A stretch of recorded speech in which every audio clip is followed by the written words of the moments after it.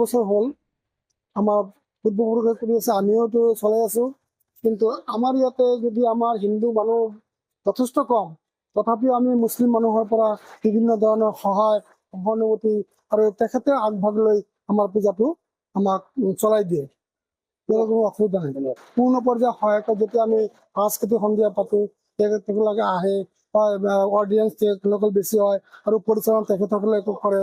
আমিও তেখেতৰ লগত আগভাগ লৈ সাংস্কৃতিক সন্ধিয়াটো আমি চলাই লওঁ। মানে মুছলমান মানুহে আমাক সহায় কৰে বিচৰণৰ সময়তে। আমাৰ যিহেতু মানে সিহঁতে লগে ভাগে থাকি আইন শৃংখলা বজাই ৰখাৰ কাৰণে সিহঁতে ল'ৰা ছোৱালীয়ে আমাক সহায় কৰে। গৰৈমাৰী সমন্বয়ৰ ক্ষেত্ৰ য'ত ডক্টৰ মামণি ৰয়ছম গোস্বামীৰ পূৰ্বপুৰুষসকলৰ আৱাস ভূমি আছিলে, গতিকে সেই আৱাস ভূমিত আমি হিন্দু মুছলমান সকলোৱে ৰৈ আছে। আৰু গৰৈমাৰী বজাৰত মোৰ বয়সটো মোটামুটি ৬২ মান হৈছে, কিন্তু মই জনামতে আজি প্ৰায় ৭০ বছৰ ধৰি গৰৈমাৰী বজাৰত দুৰ্গা পূজা হয়। কেৱল দুৰ্গা পূজা নহয়, বিভিন্ন পূজাও হয়। আৰু সেই পূজাত গৰৈমাৰী বজাৰখনত দেখা যায় বৰ বেছি হলে ৫০০ মান হিন্দু মানুহ আছে, আৰু গোটেই এলেকাটোত নহলেও ৭০,০০০ মান মুছলিম মানুহ আছে। আৰু এওঁলোকৰ মাজতে পূজাটো ইয়াত অনুষ্ঠিত কৰা হয়। আৰু প্ৰায় গোটেইখিনি মুছলিম মানুহে ইয়াক সহায় কৰে, সহযোগ কৰে, সমৰ্থনো কৰে।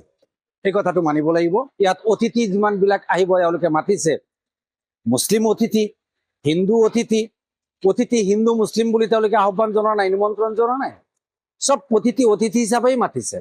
আৰু আপোনালোকে জানি আচৰিত হ'ব, গৰৈমাৰী বজাৰত এইটো দুৰ্গা মন্দিৰ, কাষতেই কিন্তু আমাৰ মছজিদখন।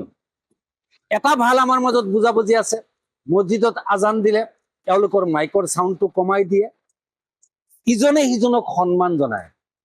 আৰু প্ৰতি ধৰ্মতেই এইটো সন্মান জনোৱাটো, কোন ধৰ্মনো শ্ৰেষ্ঠ নহয়, প্ৰত্যেকটো ধৰ্মই শ্ৰেষ্ঠ। নিজৰ নিজৰ ধৰ্ম পালন কৰি আছে, এজনে আনজনক সহায় কৰি আছে, এজনে আনজনক সহযোগ কৰি আছে।